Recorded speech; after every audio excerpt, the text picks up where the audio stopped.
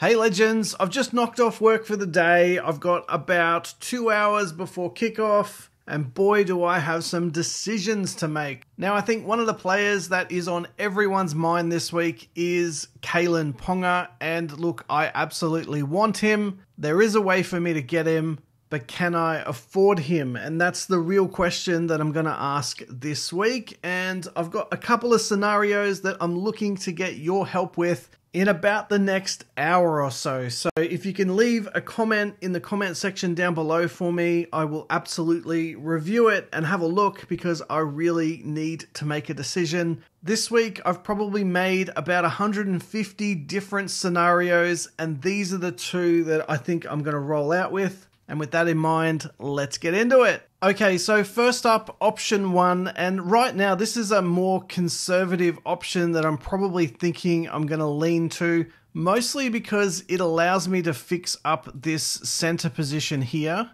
And it also allows me to get rid of some dead wood. So we've got Ben Trebojevic over here, and we've got Blaze Talangi. And getting rid of both of these guys allows me to bring in Jaden Campbell and Kale Iro. Now, what I ultimately think this will do for me is help me strengthen this center position. It really just hasn't fired for me this year so far, so that's been a little bit of a disappointment. But it also brings in a player that I know a lot of people were keen on at the beginning of the year, and that's Jaden Campbell. So definitely an option that I'm thinking about. And it also means that I don't really have to trade out a gun to chase a Ponga, and I'll talk about that option in a second. But what I'm thinking here is if I can make the wing fullbacks more stable, clean up some of this center action, we get Cleary back in the halves next week, and then I can start to work on this edge position as well, because it is a little bit of a basket case at the moment with Fini Fuiaki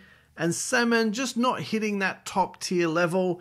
And I'm hoping next week Angus Crichton is my guy to do exactly that.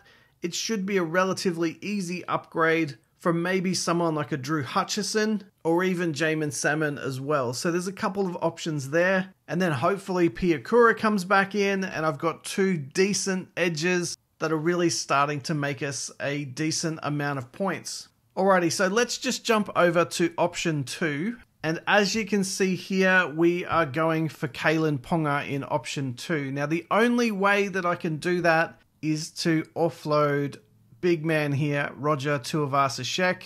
So kind of gun for gun, but I think Ponga probably has the better scoring upside than RTS, who unfortunately really just hasn't delivered any significant, massive points in 2024. Now, Ponga is up against the Roosters in Newcastle this week, and he's coming off two big scores of 72 and 67. But keep in mind that 67, he did score a try and he did kick 5 goals. So if you take those out, then the base stats aren't necessarily huge, but it's Ponga, and he's likely to be involved in a lot of the Newcastle Knights points. So definitely something to consider. He's currently priced at 53 and has a 33 break even. He's not cheap though, 738k with a 0.66 ppm. But there is one other factor that's weighing on my mind, and that's that 43% of the top 100 players have him in their team. So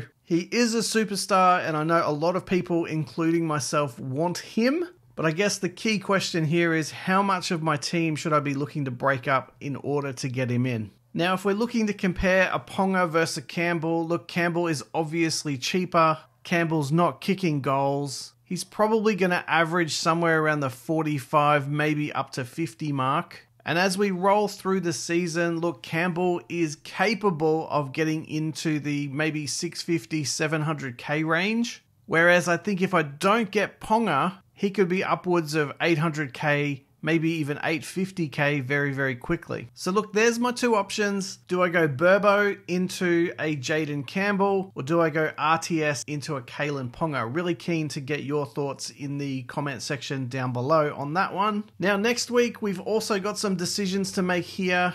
We're still holding Nathan Cleary, so that's a little bit of a question mark. There's some uncertainty over whether he will be back next week. We also know Cam Murray is out next week. And Nicho Hynes could pop off with a massive score this week. So that's the other consideration. I did play around with, do we bring in a Nicho Hynes this week? Or do we stay strong and continue to hold Nathan Cleary and look to make some additional moves next week? So if Nathan Cleary is back next week, there may even be an opportunity for me to upweight Cam Murray into a Nicho Hynes and maybe even pick up Angus Crichton as well. So that's probably what I'd be looking at next week, but so many decisions this week that I have to make and hopefully make the right ones in order to have that bigger play for next week. So there you go. That's my dilemma. Any help, any advice you can give me, I would greatly appreciate it. I wish you all luck with your tipping, with your fantasy team, with your Supercoach team this weekend. Should be an awesome round of footy and I can't wait to get into it. If you've liked today's video, please smash that like button for me. If you are new to the channel, don't forget to subscribe. And as always, guys, get involved in the conversation via the comment section down below. And I'll see you all in the next video.